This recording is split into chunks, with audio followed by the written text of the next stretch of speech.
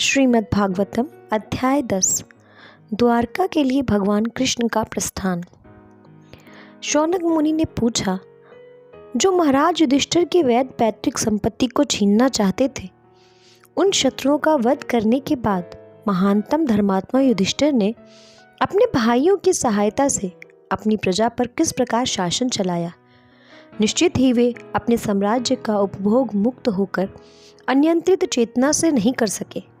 सूत गोस्वामी ने कहा, विश्व के पालनकर्ता भगवान श्री कृष्ण महाराज युधिष्ठिर को उनके साम्राज्य में पुनः प्रस्थापित करके एवं क्रोध की दावाग्नि से विनिष्ट हुए कुरुवंश को पुनर्जीवित करके अत्यंत प्रसन्न हुए। भीष्मदेव तथा अच्युत भगवान श्री कृष्ण ने जो कुछ कहा था उससे प्रबुद्ध होकर महाराज युधिष्ठिर परिपूर्ण ज्ञान विषयक मामलों में व्यस्त हो गए, क्योंकि उनके सारे संदेह दूर हो चुके थे। इस प्रकार उन्होंने पृथ्वी तथा सागरों पर राज्य किया और उनके छोटे भाई उनका साथ देते रहे। महाराज युधिष्ठिर ने राज्य में मनुष्य को जितना भी पानी चाहिए था, बादल उतना पानी बरसाते थे और मनुष्यों की सारी आवश्यकताओं की पूर्ति पर्याप्त मात्रा में करती थी। दूध से भरे थनों वाली तथा प्रसन्न चित्त गौएं अपने दूध से चरागाही को सिक्त करती रहती थी।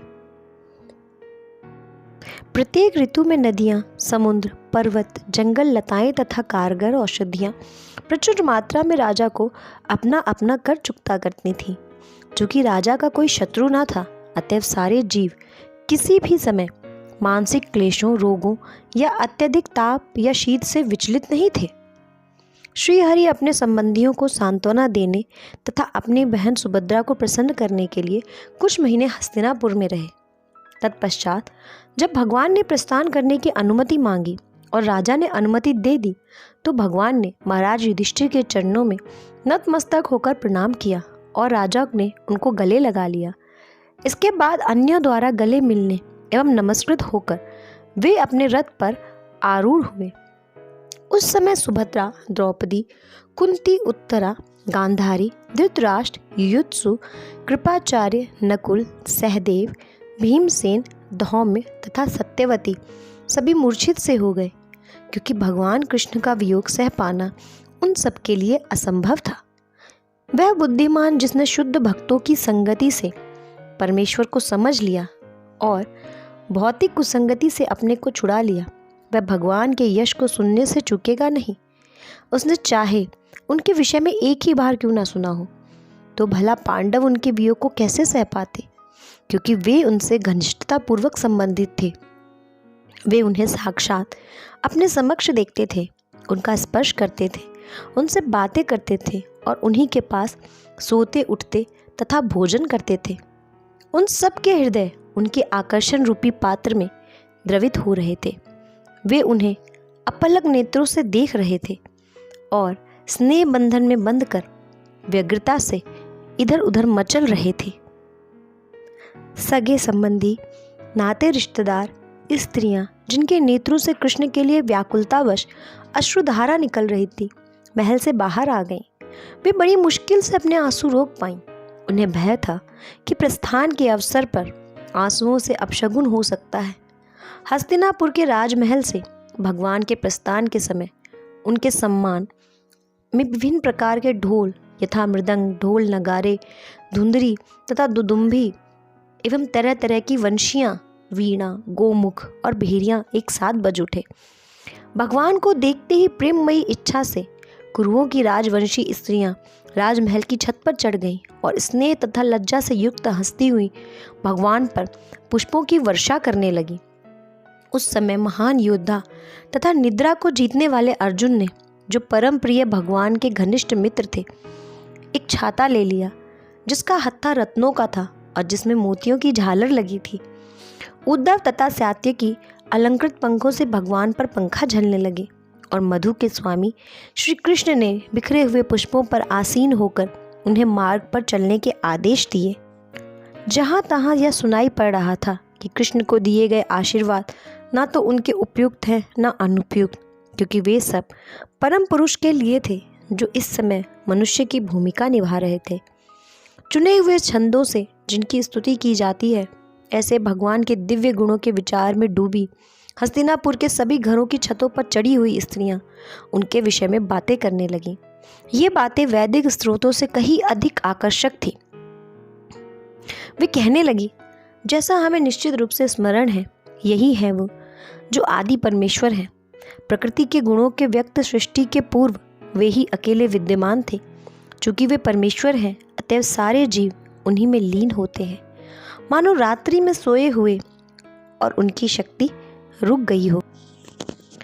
तब भगवान ने अपने अंश स्वरूप जीवों को नाम तथा रूप प्रदान करने की इच्छा से उन्हें भौतिक प्रकृति के मार्गदर्शन के अंतर्गत कर दिया। उनकी अपनी शक्ति से भौतिक प्रकृति को पुनः सृष्टि करने के लिए अधिकृत कर दिया गया है। ये वे ही पूर्ण पुरुषोत्तम भगवान हैं जिनके दिव्य रूप का अनुभव बड़े बड़े भक्तों के द्वारा किया जाता है, जिन्होंने सुदृढ़ भक्ति द्वारा तथा जीवन एवं इंद्रियों पर पूर्ण संयम द्वारा भौतिक चेतना से पूर्ण रूप से विशुद्ध हो चुके हैं तथा अस्तित्व को विमल बनाने का यही एकमात्र मार्ग है। हे सखियों, यहाँ पर वही भगवान है जिनकी आकर्षक तथा गोपनीय लीलाओं का वर्णन बड़े बड़े भक्तों द्वारा वैदिक साहित्य के गुह्यतम अंशों से हुआ है। वे ही भौतिक जगत की सृष्टि करने वाले, पालन वाले तथा संहार वाले हैं। फिर भी वे उससे अप्रभावित रहते हैं। जब भी राजा तथा प्रशासक तमोगुण में स्थित पशुओं की तरह रहते हैं, तो भगवान अपने दिव्य रूप में अपनी परम शक्ति सत्य ऋतु को प्रकट करते हैं, श्रद्धालुओं पर विशेष दया दिखाते हैं, अद्भुत कार्य करते हैं और विभिन्न कालों तथा युगों में आवश्यकतानुसार दिव्य रूप में प्रकट होते हैं। ओह, यदुवंश कितना यशस्वी है और मथुरा की भूमि कितनी पुण्यमय है, जहाँ समस्त जीवों के परम नायक लक्ष्मीपति ने जन्म लिया और अपने बचपन में विचरण किया। निसंदेह यह कितना आश्चर्यजनक है कि द्वारका ने स्वर्ग के यश को पिछाड़कर पृथ्वी की प्रसिद्धि को बढ़ावा है। द्वारका के निवासी उनके प्रिय स्वरूप के समस्त जीवों के आत्मा कृष्ण का सदैव दर्शन कर सकते हैं। भगवान उन पर दृष्टिपात करते हैं और अपनी मुस्कान भरी चितवन से उन्हें कृतार्थ करते हैं। हे सखियों, तनिक उनकी पत्नियों के विषय में सोचो, जिनके साथ उनका प्राणी ग्रहण हुआ है। उन्होंने कैसा व्रत, स्नान, यज्ञ तथा ब्रह्मांड के स्वामी की सम्यक पूजा की गई होगी, जिससे वे उनके अधरामृत का निरंतर आस्वादन करती रही हैं। व्रजभूमि की बालाएं ऐसी कृपा की कल्पना से ही प्राय मूर्छित हो जाती होंगी। इन पत्नियों से संतानें हैं, प्रद्युम्न, साम, अम्ब इत्यादि।